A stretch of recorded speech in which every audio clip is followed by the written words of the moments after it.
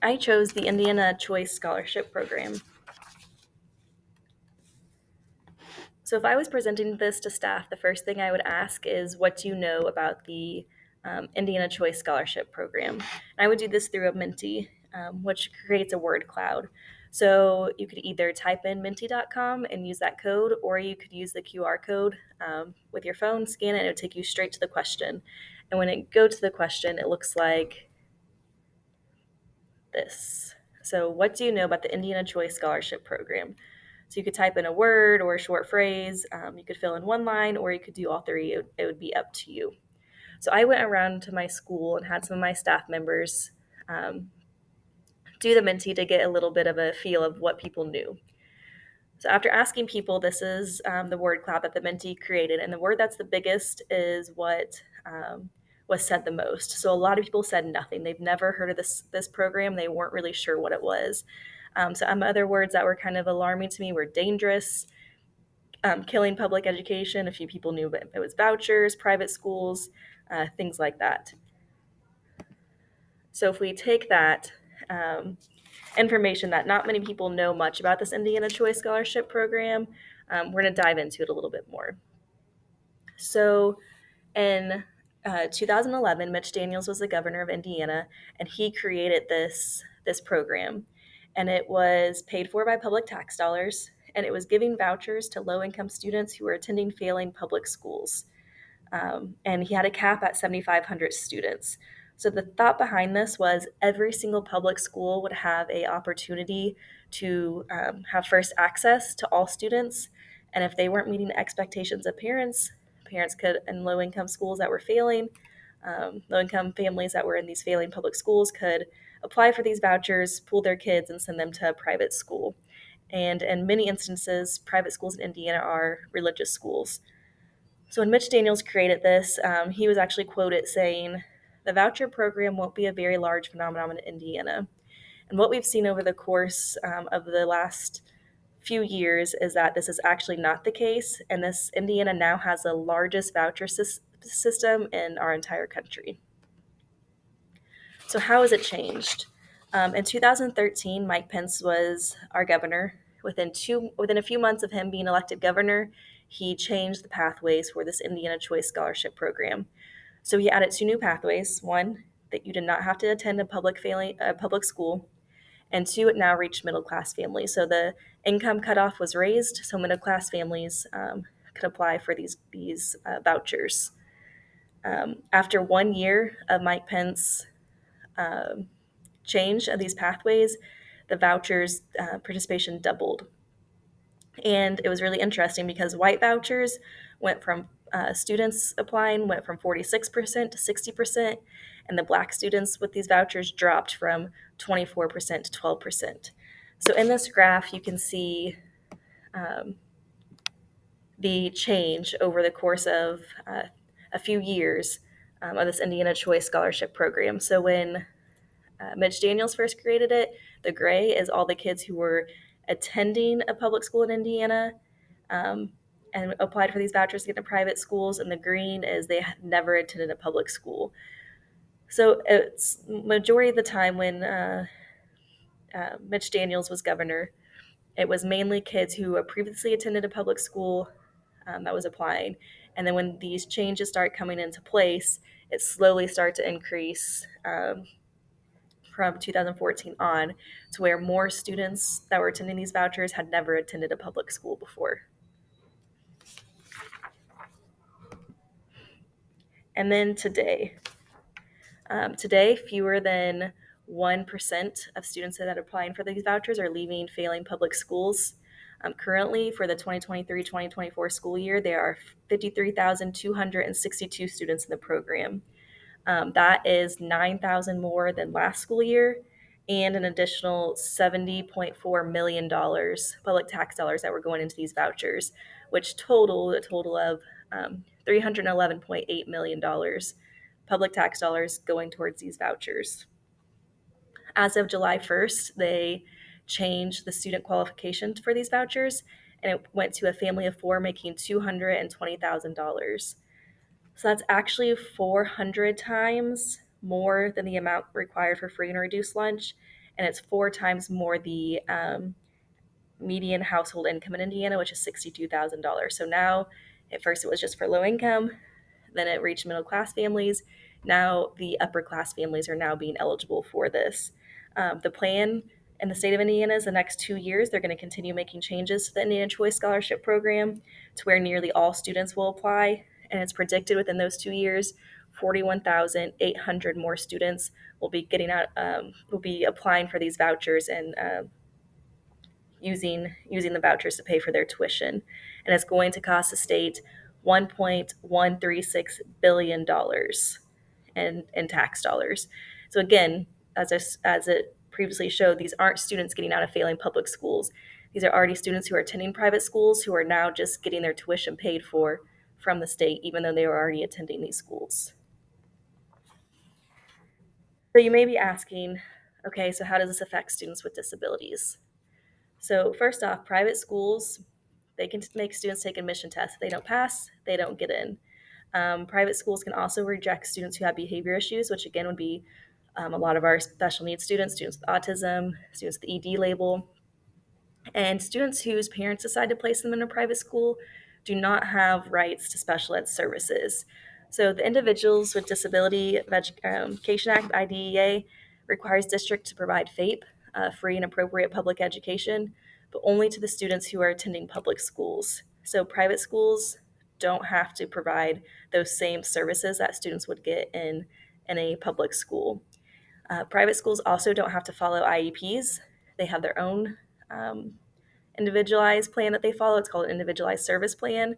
So if a student transfers from a public school into a private school, everything in IIP is gone, and the private school won't be able to access it. So I actually had this happen to me 2 years ago. I had a student move an hour away with a grandparent. The grandparent enrolled them in a private school, and just this last week, the school that the student is now attending emailed me and wanted to see the psych eval of this student. Well, if this private school was held to the same requirements as public schools, the student would still have been an IIEP, and they would have been able to access all the documents from the beginning of the student's evaluation process to now. But since they are in a private school, it got taken out of that system. So I had to message our co-op. They had to find in the archives and message it back. So it was a whole process that really shouldn't have needed to be placed because they should be following the same, held to the same standards as public schools.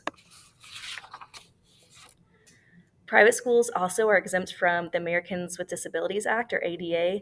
So that's a federal law that protects students from disabilities from school discrimination.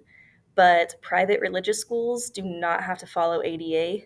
And as I had mentioned before, most voucher schools in Indiana are religious schools. Um, so the Department of Education will say that private schools cannot deny children based on race, color, national origin, or disability. But just like with this ADA, private schools not being able to follow it, protections are limited and open to a lot of interpretation. Public schools are also required to complete child find processes for students in private schools. So that means under the IDEA, if a child in a private school is thought to need evaluated for special ed services, someone from that public school is required to go into the private school, locate, identify, and evaluate the student who's need of special ed services and related services. So again, it's private schools getting public tax dollars, but we're taking people from our public schools into those schools to do the evaluations, provide services, even though they're already getting tax dollars. So this is a personal story of a student with special needs who was denied acceptance into a private school, and it's a mom kind of explaining her story. So she has 3 kids. Her 2 daughters attend a private school, and when she's telling the story of when she tried to enroll her son with autism into that school. So let's take a listen.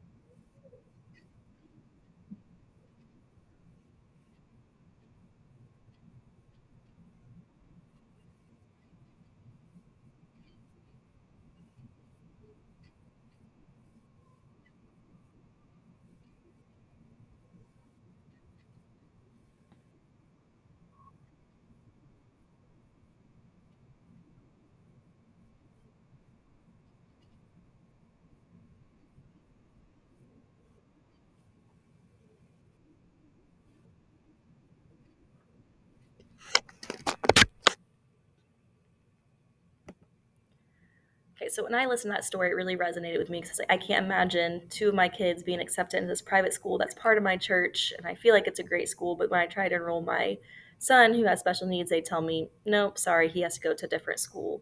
And it's also kind of alarming to me because some kids in that situation may only have to be able to resort to those failing public schools, and they have no other choices of where to go, which is defeating the whole purpose of the Indiana Choice Scholarship Program and all of our tax dollars going to that.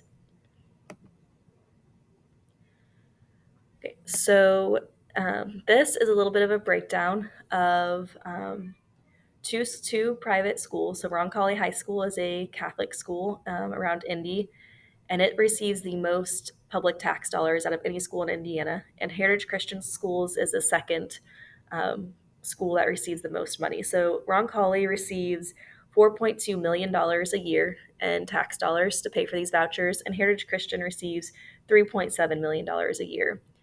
Southwest Du Bois is a school that I work for, and then the state of Indiana averages are on the bottom there. So if you look at that, Roncalli is getting $4.2 million, and they have two times less the SPED population than the state of Indiana or even my school corporation. And then Heritage Christian is four times less the amount of SPED students. So that's showing you that they're not accepting as many SPED students if it's that much lower than the state average. And you can see that across the board between the economically disadvantaged, the EL population.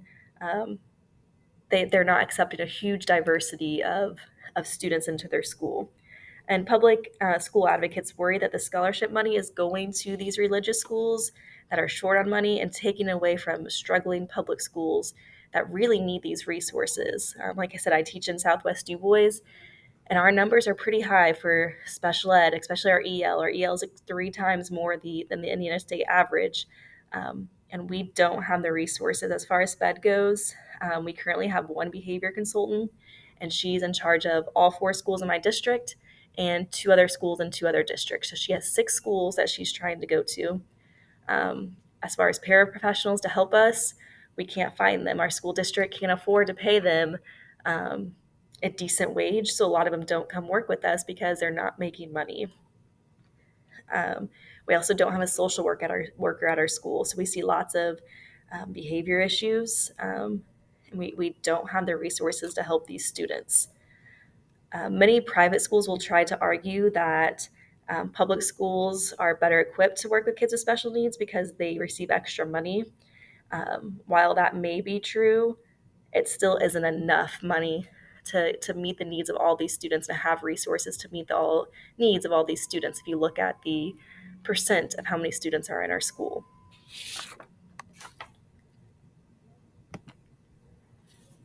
So this is a quote from 2017 of Jennifer McCormick. She was our Republican state superintendent at the time. When she was asked about school vouchers, this was her opinion. She said, any school that receives public dollars should be held to the same standard. You know, we're spending on a program and not really reviewing it. That's irresponsible. So she was saying that she's, the state superintendent, part of the Indiana Department of Education, and she did not agree with the state voucher program that we have. But unfortunately, she couldn't make a change because this was a legislative change. So only our lawmakers who created the program can change it. And she was saying, all this money is going to these schools, but we're not even paying attention to how they're allocating their money. So with public schools, you have to have so much money spent in each spot. Private schools just get the money and they do what they want with it. And she was saying that that's super irresponsible for us to be doing.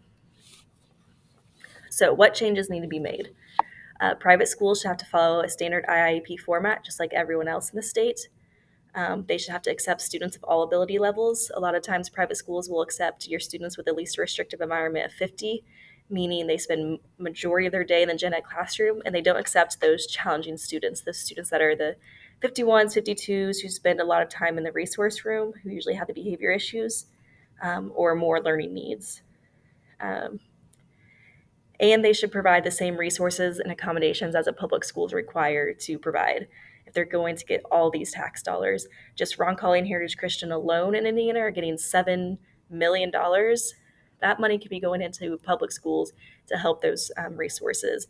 And like I had mentioned before, in the next 2 years, it's going to be $1.136 billion of Indiana public tax dollars going to public schools and less money going to our private schools and less money going to public schools. And I think if private schools aren't willing or unable to do these things, then the state of Indiana needs to reduce the amount of money being allocated to private schools and increase the funding to public schools. So I urge you to contact your legislators to make a change. I included the state senator Mark Messmer and the U.S. senator Mike Braun because they are both from the county that I live in. And Mike Braun is currently running um, for office, so it'd be a great person to contact. He's running for governor. So while the idea of school choice is appealing, we must be mindful of its consequences to our public education system, especially for our students with disabilities. So I urge you to contact these state representatives, urge them to reevaluate the Indiana Choice Scholarship Program, consider everything we mentioned, and prioritize strengthening our public schools, enhance accountability for those private schools who are receiving public funds, and just to ensure equitable access to a quality education for all students. I think our students with disabilities should be our number one priority, um, and they should have access just like everyone else does. Thanks.